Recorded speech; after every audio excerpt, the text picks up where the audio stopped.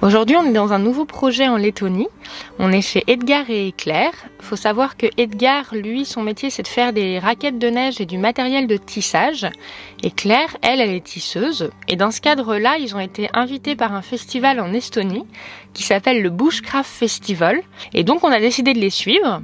Et donc là, on est sur les routes de terre en Lettonie. Et il faut savoir que ça détruit un petit peu le camion. Donc, on espère que tout va bien se passer. Après ça, on y reste 2 jours. Il y a plein d'activités. On va apprendre à forger des clous, tresser des cordes, à préparer du gibier, faire des pièges, la survie en forêt, les herbes médicinales. On va vous filmer un peu tout ça et puis l'endroit est assez magique. Un centre avec des tipis qui sont construits au bord d'une rivière, des saunas naturels, donc au feu de bois, dans des petits tipis en bois, etc. C'est pareil, qui accueille le festival et c'est vraiment très très joli. Donc là c'est le premier jour, on est samedi, c'est le matin et voilà, je me rends au festival même, on campe sur le site avec Yakuru.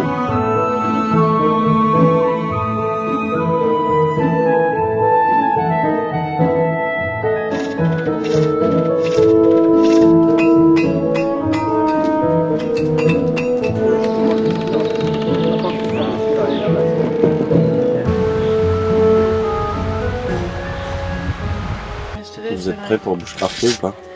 Bushcraft. Saul, il est pas au top encore. Saul, il est moins prêt.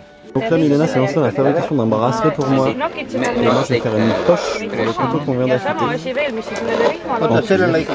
Voilà, on part de morceaux de cuir bruts.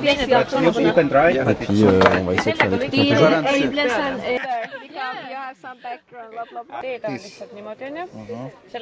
Là maintenant je vais le huiler avec on croit de la graisse animale.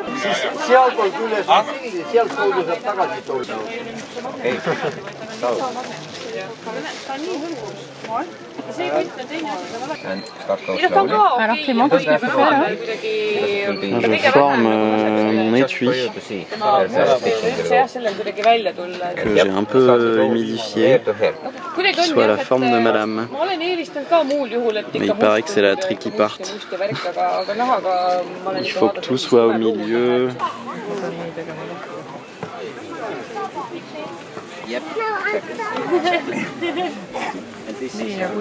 Donc on vous a pas montré toutes les étapes de la fabrication de cet étui, mais en gros voilà, on est parti du cuir brut et maintenant Clément on est là, donc c'est plutôt stylé.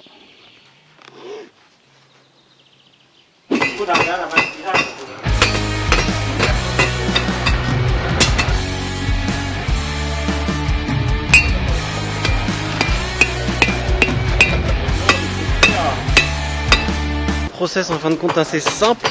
Donc on a une barre d'acier qu'on va venir chauffer dans la forge en fait, qui est là une forge manuelle avec un ventilateur manuel. En fait on va venir le taper contre la corne de l'enclume pour faire vraiment un triangle, plutôt un prisme bien pointu. Ensuite il y a un outil qui est spécifique dans lequel on va enfoncer son clou qu'on va prédécouper avant et puis façonner le dessus du clou, le refroidir et le sortir.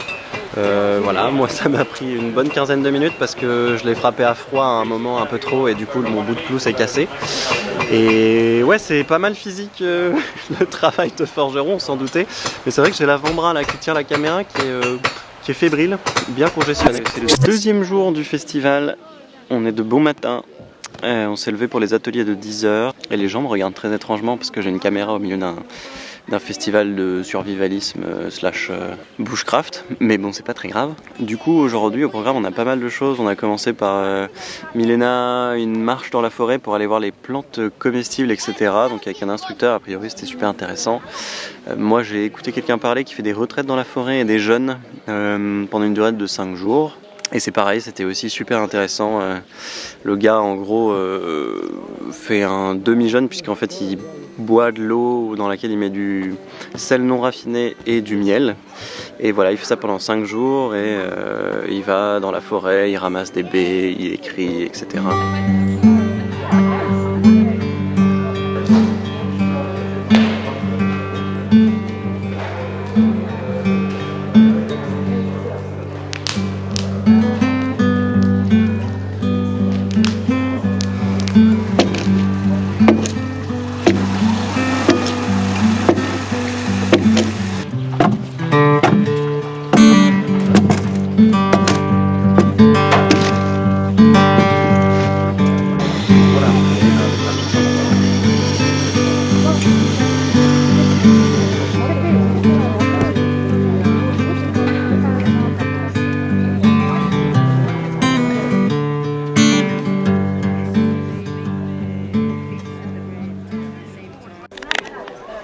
des petits gobelets avec du bois de cerisier frais qu'on évite presque jusqu'à l'écorce, quasiment. Et après on découpe un fond en pain et quand l'écorce et l'aubier vont se rétracter, ça va faire un gobelet étanche. Donc là c'est pour sculpter le fond dans du pain. D'abord au couteau la forme en gros de ce qu'on a évidé et puis après on finit à la lime. Donc voilà mon petit godet qui est terminé et pour tester l'étanchéité on a le droit au genièvre. Au genièvre local qui tape pas mal. Voilà à quoi ça ressemble une fois qu'on a tout évidé. J'ai participé à un workshop pour faire de la bière qui suit un peu les méthodes ancestrales d'il y a 400 ans. On commence par moudre son grain, donc c'est de l'orge maltée. Ensuite, on va le mettre avec de l'eau bouillante pour avoir une décoction plus liquide et puis surtout que notre eau prenne le goût de cette orge. Il faut savoir qu'une des techniques ici pour le maintenir chaud, c'est de mettre des pierres qui sortent du feu. Et une fois qu'on a mis ces pierres, notre décoction va tout simplement bouillir. Ensuite, on va utiliser du genévrier comme filtre pour filtrer notre bière et puis surtout pour lui donner un petit arôme assez sympa. Donc voilà, tout se fait à la main. On va donc juste sortir notre décoction précédente. Ensuite, ce qu'on va faire, c'est qu'on va laisser un peu tremper dedans pour que ça s'imprègne, puis récolter le jus. Et il faut savoir qu'il faut mettre ce jus 4 semaines à fermenter. Donc là, il y a Saul, qui est notre cobaye, qui va tester la bière qui a été faite il y a 1 semaine. Et sachant que cette bière, elle a été faite avec des techniques d'il y a 500 ans. Donc il va nous dire ce qu'il en pense.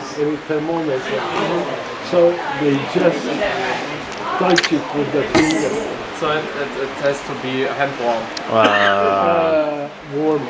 Warmer, a little bit warmer, but not cooking at all. No. Comme le terre, peu de terre, quelques feuilles, tellement sûr. Yeah. J'aime bien. Il y a un truc qui est vraiment cool ici, c'est les saunas qui démarrent à 20 h, donc après la journée d'activité, etc.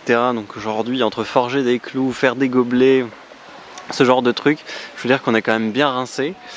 Et les saunas sont juste là.